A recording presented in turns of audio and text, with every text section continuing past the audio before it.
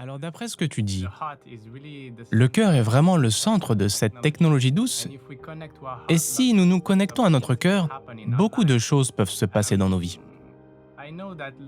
Je sais que beaucoup de personnes dans le monde en ce moment prient pour la paix à cause de la situation. Que peux-tu dire à ce propos? Car je sais que tu parles beaucoup de la prière et des vrais secrets qui sont sous-jacents. Pourrais-tu nous en dire plus si nous voulons être plus efficaces pour que cette paix se manifeste dans le monde? Bien sûr, merci pour la question et merci pour les mots qui y ont mené, car ça simplifie mon travail.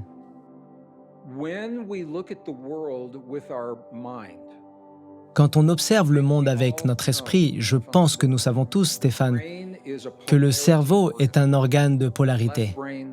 Cerveau gauche, cerveau droit. Quand on regarde ce qu'il se passe dans le monde avec le cerveau seul, avec la logique seule, on voit toujours la polarité entre bon et mauvais, réussite et échec, mérite et manque de mérite. On voit toujours cela. Et quand on essaye de résoudre nos problèmes depuis ce point de vue polarisé, c'est là qu'on se retrouve coincé dans la polarité.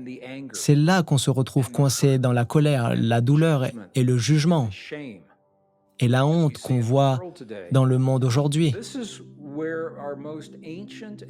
Et c'est là que nos traditions spirituelles les plus anciennes et précieuses nous ont toujours invités à réfléchir avec le cœur. Et à présent, la science nous aide à comprendre pourquoi, car le cœur n'est pas un organe de polarité. Donc il n'y a pas de cœur gauche et de cœur droit. Il n'y a pas la pensée polarisée.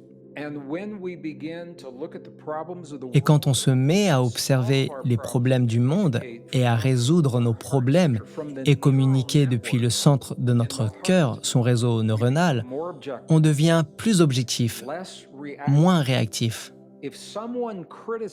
Si quelqu'un nous critique, je vais vous donner un simple exemple.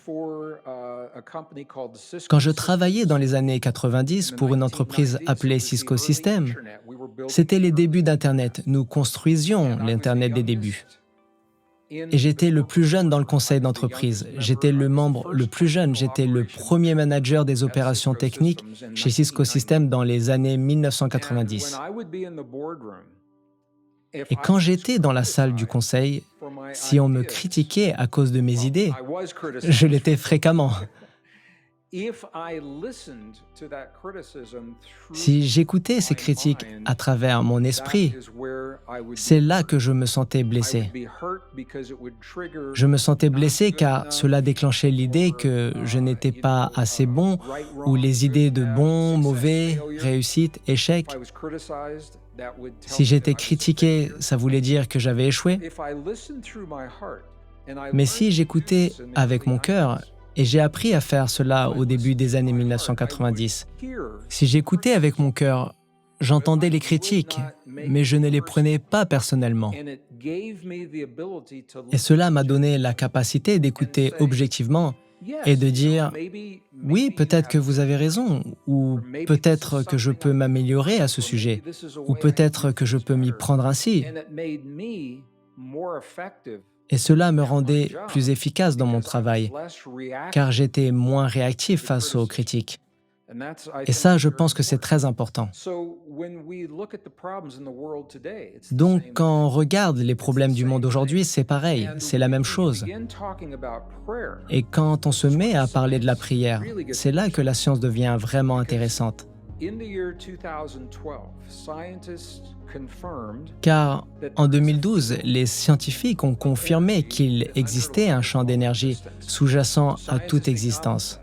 Les scientifiques le reconnaissent. Mais ce qui est intéressant, c'est que si vous vous rendez à une conférence aujourd'hui et que les scientifiques parlent du champ, vous verrez leurs mains faire ce geste. Ils diront qu'il existe un champ reliant toutes choses et ils continuent de séparer leur personne de ce champ. La vérité, c'est que chaque cellule dans notre corps, le corps humain moyen en contient environ 50 trillions, et chacune contient plus de 100 trillions d'atomes. Et chacun de ces atomes émerge de ce champ et retourne dans ce champ, dans une danse constante de nouvelle énergie, émergeant du champ et y retournant. Le champ n'est pas extérieur, nous sommes le champ. Et ce que cela signifie, c'est que quand nous voulons du changement dans notre monde, nous n'essayons pas de le faire advenir à l'extérieur. Nous devons devenir, dans notre vie, la chose même que nous voulons voir dans le monde. Si nous voulons la paix dans notre monde, nous devons devenir cette paix. Ce n'est pas un secret. Nos traditions spirituelles nous l'ont toujours dit. Gandhi nous l'a dit, Bouddha nous l'a dit. Mais à présent, la science nous aide à comprendre pourquoi nous devons devenir, dans nos vies, ce dont nous voulons faire l'expérience dans le monde. Et une fois que nous comprenons cela, c'est très puissant. Car cela signifie que dans la prière, nous ne demandons pas à ce qu'une chose se produise ailleurs, mais nous affirmons ce résultat comme s'il avait déjà eu lieu en nous. Quand on ressent le sentiment de la guérison qui a déjà eu lieu, alors le champ doit refléter ce que signifie ce sentiment. Mais quand nous demandons la guérison en disant « Je vous en prie que cette guérison ait lieu », l'intention est bonne, je le sais. Mais la physique nous montre que quand nous demandons à ce qu'une chose se produise, nous disons au champ que cette chose n'existe pas encore. Quand on fait la demande, on indique que ça n'existe pas maintenant. Cette prise de conscience subtile et puissante est au cœur de nos traditions spirituelles yogiques, mystiques et de guérison les plus anciennes et les plus appréciées. C'est le secret de ce qu'on appelle la modalité perdue de la prière. Ressentir ce sentiment comme si la prière avait déjà eu lieu, comme si la paix régnait déjà dans le monde, comme si la guérison avait déjà eu lieu chez nos proches, comme si notre relation parfaite était déjà manifestée, comme si notre job parfait était déjà là.